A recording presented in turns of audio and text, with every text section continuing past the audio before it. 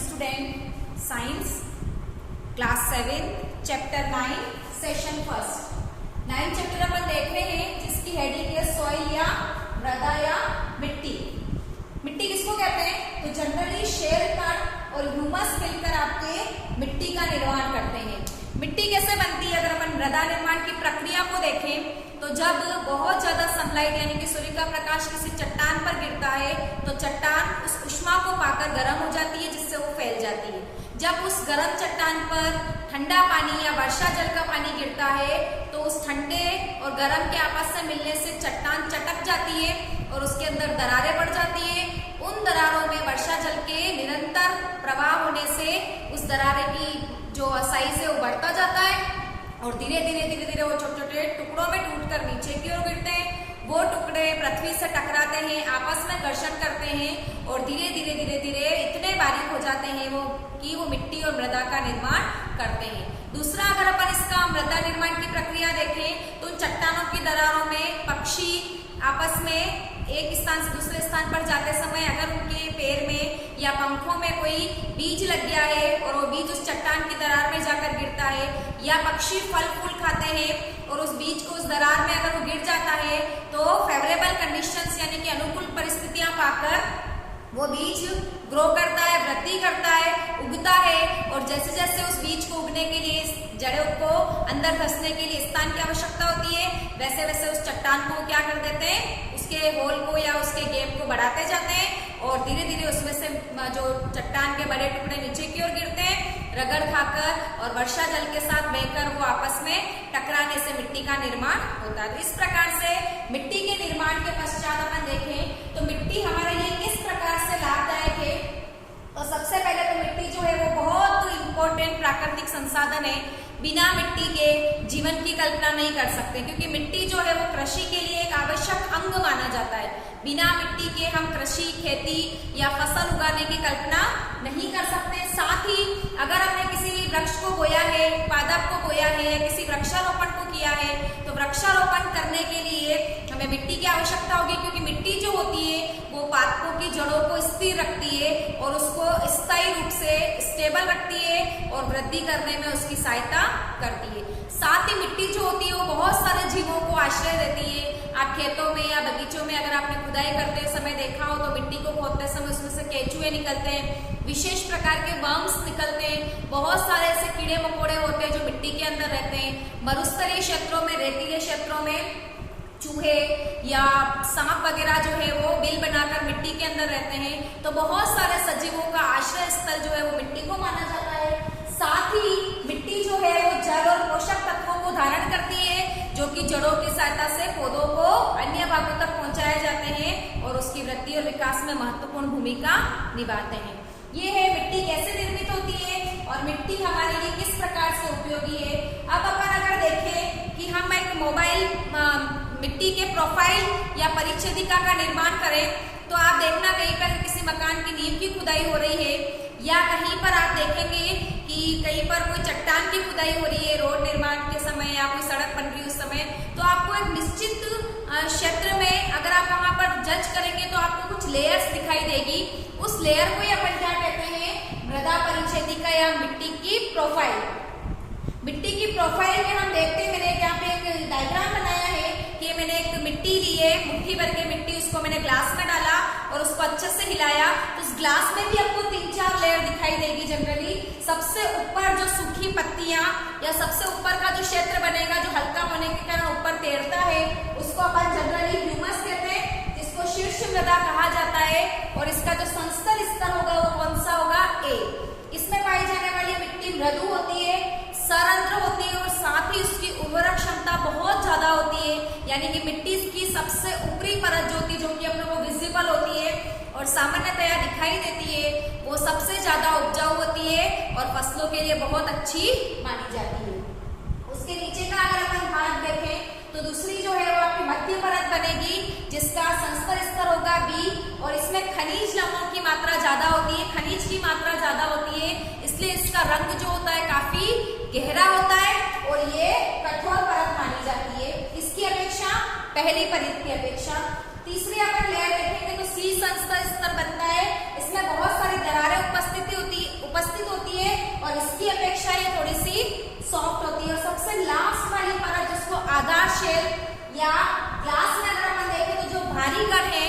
जो मोटे मोटे कंकड़ है, बजरी है, वो आपका सबसे लास्ट क्षेत्र बनाती है।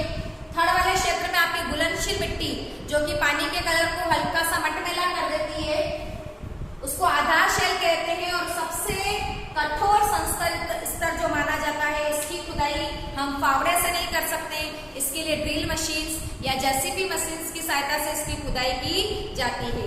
इस प्रकार से मिट्टी में 4 स्तर बनते हैं, A, B, C और D।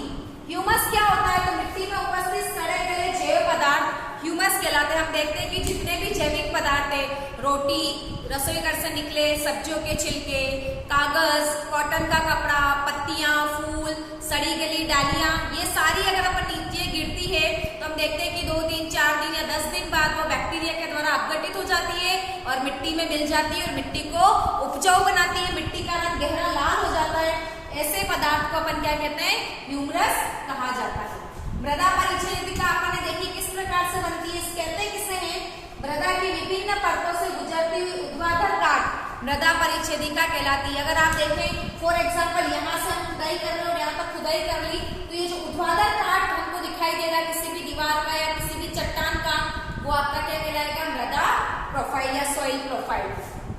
इस सॉइल प्रोफाइल में प्रत्येक परत में गठन, रंग और गहराई के आधार पर तथा इन चारों परतों का रासायनिक संगठन जो होता है वो भी क्या होता है? चारों से अलग अलग होता है। चारों के कलर अलग, चारों में मिट्टी के कणों की आकार या साइज अलग और चारों का रासायनिक संगठन जो होता है वो भी अलग होता है। अब अपन देखें तो मिट्टी के प्रकार। जनरली मिट्टी के कणों के आधार पर मिट्टी को 3 भागों में विभाजित किया जा सकता है, बलुई मिट्टी, दोमट्टी मिट्टी और मृणमय मिट्टी। इसको अपन चिकनी मिट्टी भी कहते हैं, मृणमय मिट्टी को। इसमें अगर कणों का आकार देखें तो इसमें बलुई मिट्टी में छोटे कणों की अपेक्षा बड़े कणों का आकार काफी अधिक होता है। इस कारण से ये बुरबुरी होती है, इसकी ये सरंध्र होती है। इसके अंदर अगर अपन पानी डालेंगे तो पानी को रोकने की क्षमता जो होती है इसमें कम होती है, इसलिए पानी आसानी से रिस कर बाहर चला जाता है, जिसको अपन बजरी भी कह सकते हैं या रेतीली मिट्टी भी कह सकते हैं। मृणमय मिट्टी जो होती है इसमें बड़े कण नहीं के बराबर होते हैं और काफी छोटे कण पाए जाते हैं, इसलिए इसको चिकनी मिट्टी कहा जाता है। जैसे कि मुल्तानी मिट्टी आप लोगों ने देखी होगी, चिकनी मिट्टी कहा जाता है। इसमें जल धारण करने की क्षमता बहुत ज्यादा होती है, परंतु अंतःस्रवण दर जो होती है वो इसकी कम होती है। और नेक्स्ट अपन देखें दोमट्टी मिट्टी, तो दोनों के गुण पाए जाते हैं। इसमें बड़े और छोटे कण दोनों का अनुपात जो होता है वो समान होता है। इस प्रकार से हमने तीनों प्रकार की मिट्टी देखी। इनकी विशेषताएं भी मैंने आपको बताई कि बलुई मिट्टी जो होती है वो हल्की होती है, सुवाहित होती है, यानी कि इसके अंदर वायु उपस्थित होती है और शुष्क होती है। शुष्क का मतलब जैसे ही हमने इसमें पानी डाला वो पानी रिसकर बह जाता है, इसका मतलब ये मिट्टी क्या होती है? शुष्क होती है। मृणमय मिट्टी जो होती है चिकनी होती है और इसके अंदर भारी होती है, यानी कि भारी होने का मतलब इसके अंदर जल धारण ज्यादा रहता है, अधिक समय तक इसमें पानी रुक सकता है, इसलिए इसका जो वजन होता है वो अन्य मिट्टी की अपेक्षा क्या होता है? ज्यादा होता है। इन दोनों के मिडिल कैरेक्टर जो होंगे वो आपके दोमट्टी मिट्टी में पाए जाते हैं। चिकनी मिट्टी जो होती है वो जनरली आपको पता होगा खिलौने बनाने में, कुम्हार जो है वो मिट्टी के बर्तन बनाने में और आकर्षक चीजें बनाने में करते हैं। तो चिकनी मिट्टी में जल धारण करने की क्षमता ज्यादा होने के कारण उसके अंदर जल आसानी से रुकता है और उसको मन चाहे आकार या शेप में अपन उसकी डिजाइन्स को बना सकते हैं। अब अपन देख रहे हैं मिट्टी के गुण। 3 गुण देखेंगे अपन। उसमें पहला है मृदा में जल अंतःस्रवण दर। इसका सूत्र होता है जल की मात्रा जो कि अपन मिलीलीटर में लेते हैं और अंतःस्रवण अवधि जो कि अपन मिनट्स में लेते हैं। यहाँ पे अंतःस्रवण दर और जल द्वारा अवशोषण दोनों चीजें अलग है। इसको अंतःस्रवण दर को अगर अपन देखें जनरली तो मिट्टी के अंदर पानी को अगर अपन डालें, हम 2 प्रकार की मिट्टी ले लें, चिकनी मिट्टी और रेतीली मिट्टी। अगर मैं दोनों को एक बीकर में लेकर उसके अंदर ड्रॉप करके पानी डालती हूँ तो मैं देखूंगी कि चिकनी मिट्टी में पानी देरी से प्रवेश करेगा, परंतु रेतीली मिट्टी में पानी तुरंत अंदर प्रवेश करेगा और वापस बहकर बाहर निकल जाएगा। तो ये है इसकी अंतःस्रवण दर, कितने समय तक पानी कितने समय तक रहता है। एग्जाम्पल देखिए अपन कि जैसे 50 ml पानी में लेती हूँ और अगर मैं 100 ml पानी लेती हूँ और अगर मैं 50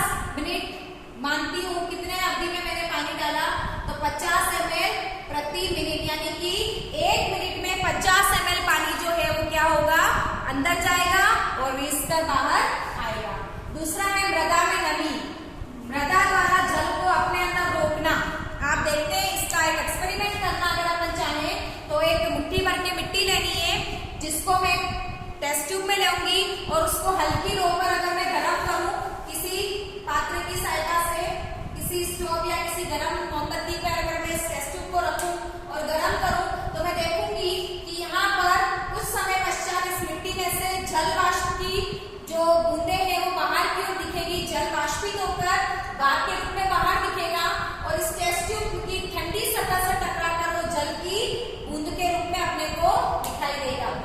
10 मिनट तक ऐसे करने के पश्चात आप इस टेस्ट ट्यूब वाली मिट्टी को और इसके साथ नमूने की जो मिट्टी होती दोनों का आप कंपेयर करेंगे तो आप देखेंगे पहली वाली मिट्टी में कुछ जल की मात्रा होने से वो अपने को नमी युक्त लगेगी, जबकि ये वाली मिट्टी जो है अपने को सूखी लगेगी। तीसरा हम देखें मृदा में जल का अवशोषण। पानी मिट्टी में कितने समय तक रहता है, ये आपका मृदा में जल का अवशोषण कहलाता है। इसका सूत्र होता है अवशोषित जल का प्रतिशत मान U - V/50 × 100 यानी कि 50/100। यहाँ पे U जो है वो प्रारंभिक जल का आयतन, V जो है वो अंतिम जल का आयतन, ये आपके टोटल जल का आयतन और ये आपका प्रतिशत के लिए 100 लगा दे। इसके लिए भी मैंने एक डायग्राम बनाया है, इसमें कुछ नहीं किया है, मैंने एक बीकर लिया है, उसमें ईप की सहायता से उसमें फिल्टर पेपर को सेट किया है और ड्रॉपर की सहायता से मैं इसके अंदर में थोड़ी सी मिट्टी भरूंगी और ड्रॉपर की सहायता से मैं उसमें बूंद बूंद करके इस मिट्टी में क्या डालूंगी, पानी डालूंगी। जब तक डालूंगी जब तक फिल्टर पेपर से पानी नीचे गिरना शुरू नहीं हो जाता।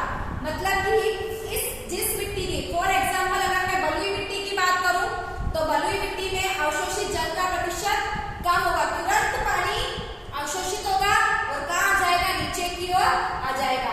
जबकि मृणमय मिट्टी में अधिक समय तक पानी अंदर रहेगा और बीकर से नीचे आने में उसको काफी समय लगेगा। इस प्रकार से हमने मिट्टी के 3 गुणों को देखा, अंतःस्रवण दर, मृदा में नमी और अवशोषित जल का प्रतिशत। दोनों में अंतर आपको समझ में आना चाहिए, जल का अवशोषण और अंतःस्रवण दर।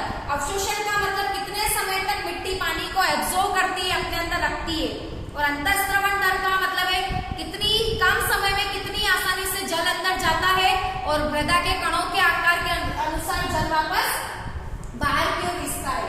अब अपन देखते हैं अलग अलग प्रकार की मिट्टी होने के कारण अलग अलग प्रकार की फसल उगाने के लिए पवन, जलवायु विशेषताएं और मिट्टी पर काफी प्रभाव पड़ता है कि किस प्रकार की मिट्टी में किस प्रकार की फसल को बोया जाए। मिट्टी के गुण जो है वो जिस चट्टान से या जिस शेल से मिट्टी का निर्माण हुआ है उसके ऊपर डिपेंड करते हैं कि जैसे चट्टान के गुण होंगे वैसे ही गुण उस मिट्टी में ही होंगे। यहाँ पे मैंने कुछ एग्जाम्पल दिया है।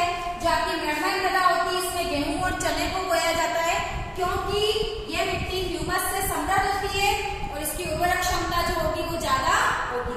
इसी प्रकार से बलुई दोमट मिट्टी जिसको काली मिट्टी भी कहा जाता है, इसमें कपास की खेती अच्छी होती है और दोमट्टी मिट्टी जो होती है उसमें समस्त दालें जो होती है उसकी खेती अच्छी की जाती है।